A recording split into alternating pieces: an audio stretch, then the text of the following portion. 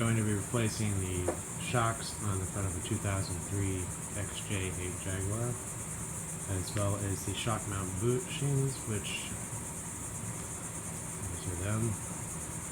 This actually can be a separate job, but I think the shocks are already shot at 124,000 miles. I'm going to jack both sides of the car, put it on stands, and start. I'm going to use a little Shackley basic H on the hands to protect them from getting all nasty and dirty, so they're easy to wash off the brand afterwards. The idiots at Tire Rack put my new tires on, didn't evenly torque the nuts, and they over torqued some of them because I had to actually jump on the damn thing to break two of them. So, gotta keep an eye on those people at the tire places, they'll screw your rims up. Jaguar's got some really cute tools like the, not cute, but smartly thought out. The wrench shortens, so when you're going around the bottom part and the tire is on the ground, you can still clear it. Got their own built-in wheel chuck. And it opens up. Nice ratchet spring with a special fork goes right into the hole. Of course, if you have one, you already knew that. This is why you need a cameraman. The stupid thing stopped recording after 4 seconds, so you couldn't see me having to jump on or stand on the crowbar to break loose the lug nuts on the right side, which also were not all evenly torqued anyway. Some were harder than others, and I think they were definitely over the, I believe it's 60 pounds. They were more like 80 to 100 at least. Alright, so on the driver's side you gotta take the bracket off the power steering reservoir to get to this one bolt on the shock mount. The others are accessible. These are all 10mm. These are 10mm nuts on the reservoir mount, and then you need a 17mm wrench, and closed in to hold the stem to get the nut off the shock top. Okay, I got the bolts off the reservoir bracket, but there's some rubber bushings that are part of it that I think it'll tear if you try and pull the whole thing off, so you can just move it back a little bit and use a 10mm wrench to get the one nut down there. I shot everything with PV blaster the day before, so it's nice and easy to break loose.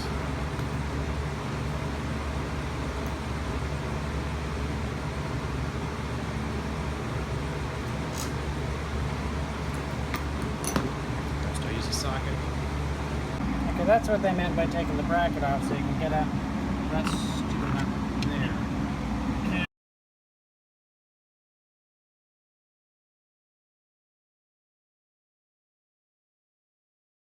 Take the top shock bolt off first. I didn't do that. I was wondering what was going on with the compression.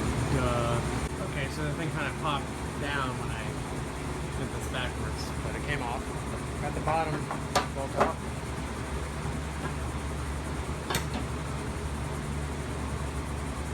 And as you can see,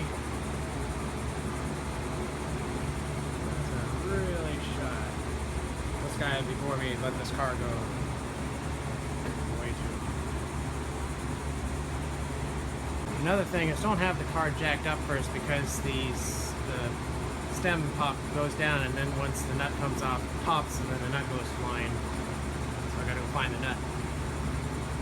Okay, that was just the washer that I saw fly off that I grabbed. The nut was still in the wrench.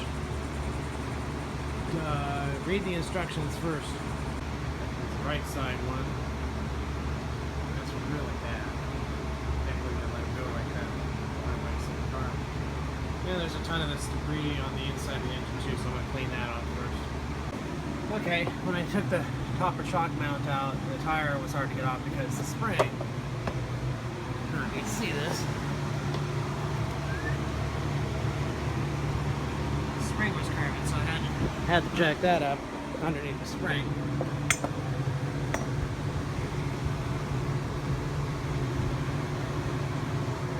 So now I can get to the bottom of the shock.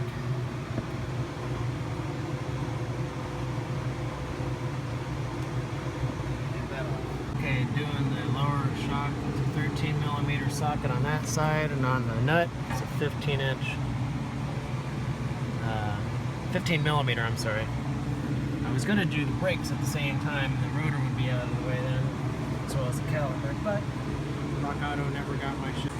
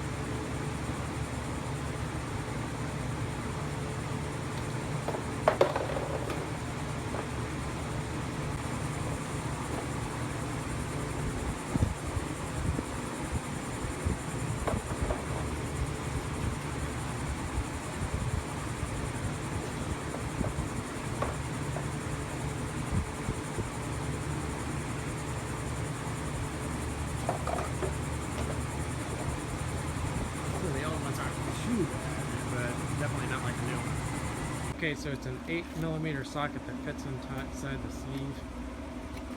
And you gotta have the thing off the ground because otherwise you end up beating the bottom half or the bottom washer into the ground so nothing goes anywhere. So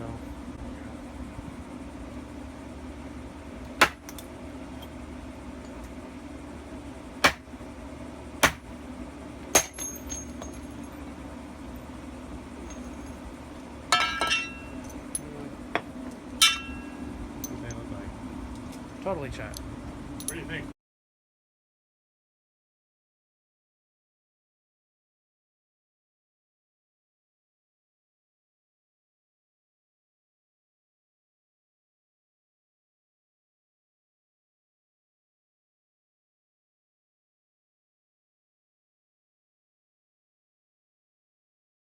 Alright, so anyway, I had to spend 40 bucks just for what's it, damn rubber donuts.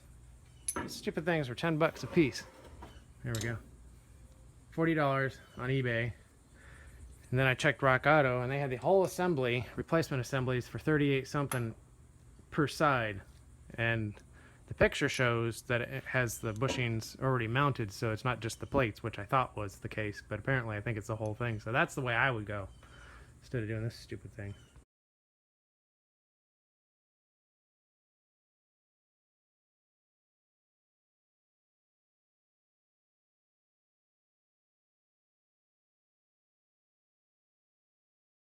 The trick to getting the new shock in to make it easier was to compress it and then get it up there before it uncompresses and get it through the top. I don't know why it was so hard to do, but maybe. And so you gotta remember to put this damn thing on.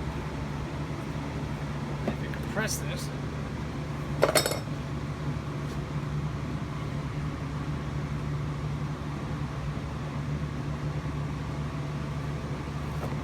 up there in the hole. That didn't do it that time. Doesn't always work.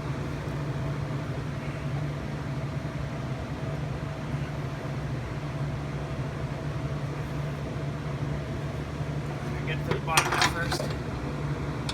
Ta-da! Just throw the bolt on.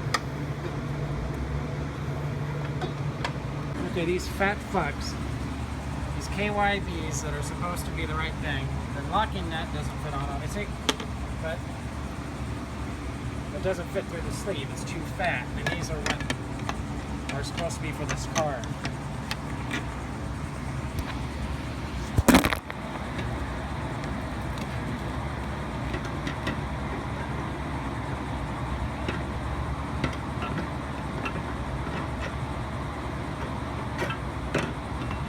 I can't even do it on that side.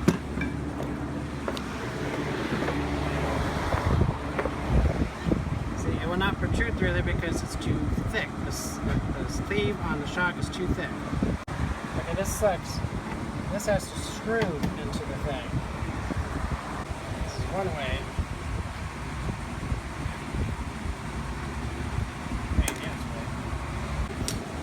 Since nobody's done a video on this, we fucked up. These stupid things have to be screwed in, but you can't do it that on. So taking the wheel back off, you remove the pins from the bottom of the shock and turn the shock until it sticks out far enough on there, as far as you go. Put it all back together.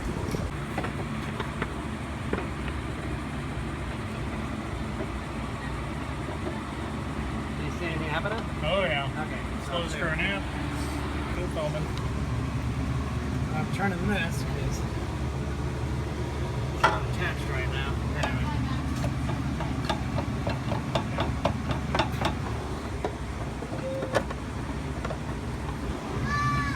Pain in the fucking ass if you don't know the right steps to do this. Okay. See that there. Jacking up the spring.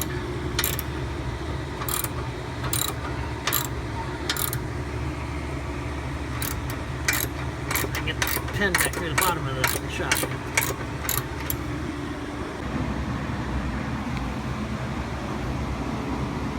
KYB threads are fine. All runs, of course. Damn, now I'm going to re-thread and strip it. You can't get it all the way.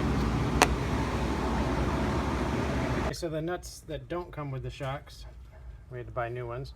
The ones that were still in the car were a different thread, so we totally buggered this one. Now we had to get a damn tap and die. So hopefully make these work. $20. Damn it.